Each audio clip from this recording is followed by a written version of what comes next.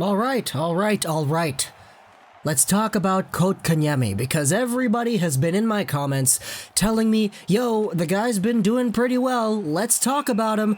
Alright, so this is a little bit different than how I would have liked to approach this topic, but I think it is necessary in that Kotkaniemi is indeed doing pretty well, but there's more than meets the eye with this situation. So let's just go over what exactly has been going on, and we'll go from there. Jesperi Kotkaniemi, Montreal Canadiens' third overall pick in the 2018 NHL Entry Draft. He made the Canadiens right out of training camp in his first year of NHL eligibility. He was the first 2000-born player to play in any of the Big Four sports leagues, the MLB, NFL, NHL, and NBA.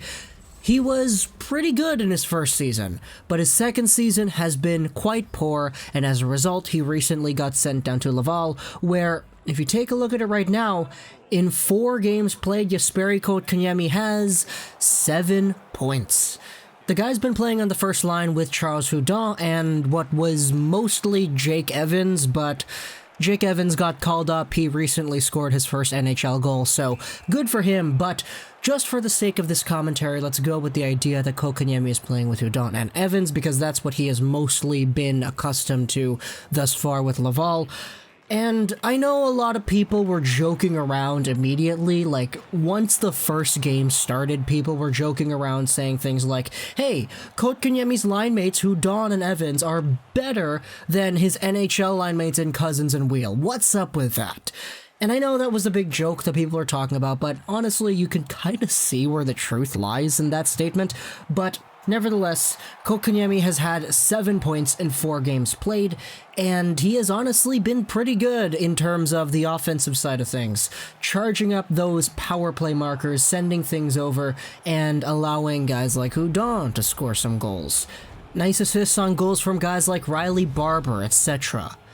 However, if you take a look at it, Kotkaniemi also is a -3 in the 4 games that he has played. Now, I know plus-minus isn't the best stat when it comes to tracking how good a player is at defense, but if you watch these Laval games, there's a reason why Kotkaniemi is in the AHL, and a lot of that comes out to play when the guy's been given as much ice time as Kotkaniemi is now being given. A lot of the defensive zone coverage is not the best, and that's something that we've been seeing throughout the Laval game so far. Turnovers, penalties, and puck battles, these things have not been on Kotkaniemi's side. Now sure, 7 assists in 4 games is awesome, and we will definitely focus on that, but the main reason Kotkaniemi is even in the AHL is because it's an opportunity for him to work on everything else, and that everything else hasn't been great so far. Now obviously, I'm not going to expect a perfect player from a guy who's only 19, the guy's literally my age, but taking a look at it, AHL time is going to be good for his development long term, and I think spending a little bit more time with the Laval Rocket is going to be really good for him and allowing him to actually know how the game is supposed to be played in the neutral zone, in the defensive zone, and on the boards. Sure, the points are great, but hockey is more than just a game of scoring goals. It's a game of being able to do other things too. And as a guy who, when he was drafted, a lot of people looked at him and said, yeah, he's going to be able to do everything, this is going to be good for his development.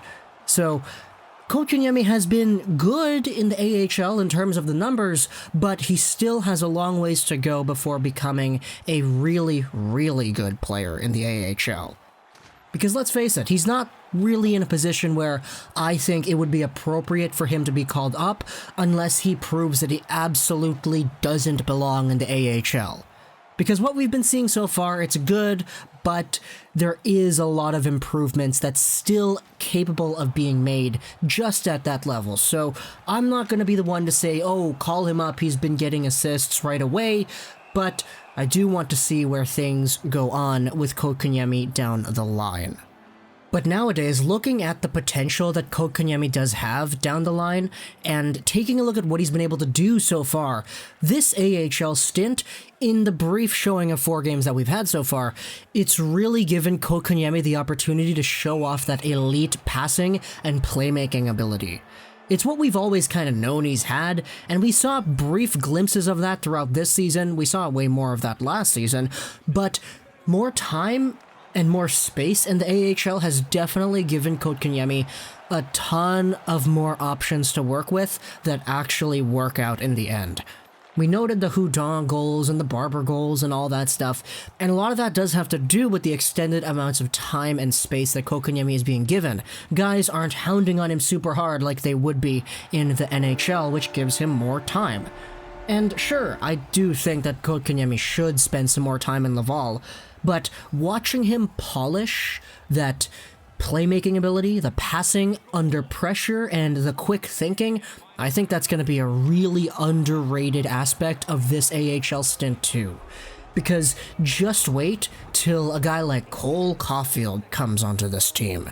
And who knows, whether that's next season or later on before the playoffs and Kotkaniemi gets a call-up or whatever, once things have been developed properly, and once things are in a position where we can confidently say, yeah, he's on top of his game, then Kotkaniemi Caulfield is going to be so deadly.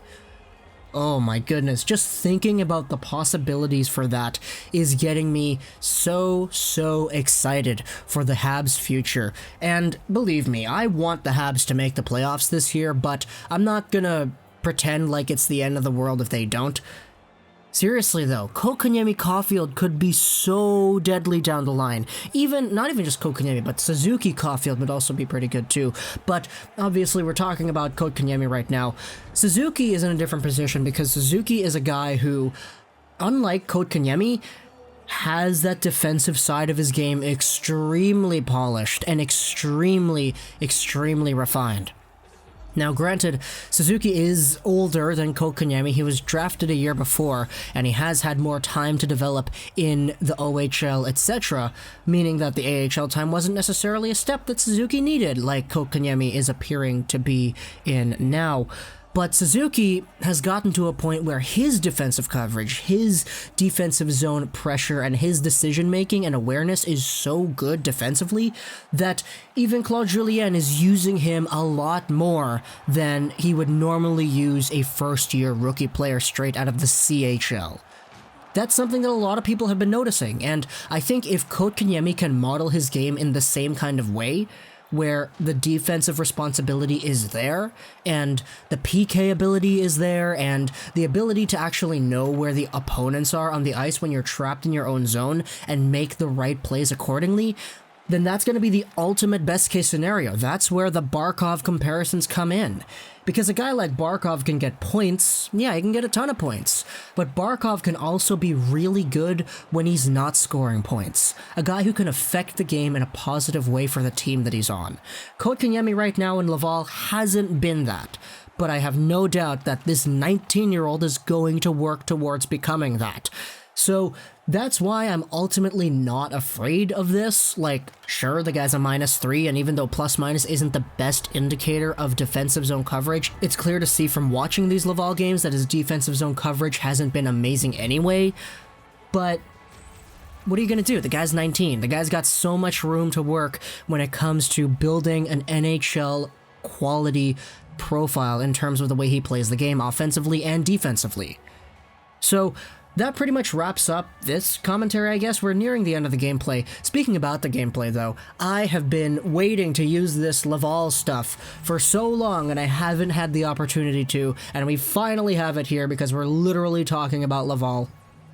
But we're going to be talking about Laval a little bit later in today's second video as well, because today's second video is going to focus on a lot of Sedin-related stuff, and trust me, Laval does play into that in some form. If you know what I'm talking about, you know what I'm talking about. But That wraps up our little talk here on Kotkaniemi. In short, he's been great offensively. Defensively, he hasn't been there, but that's not a concern to me. The guy's got a ton of room, a ton of time to work that out. And by the time he hits his prime, by the time he hits probably maybe even a year from now, he's going to be so much better defensively because of this stint. So comment down below what you think. Hope you enjoyed this video. And bye.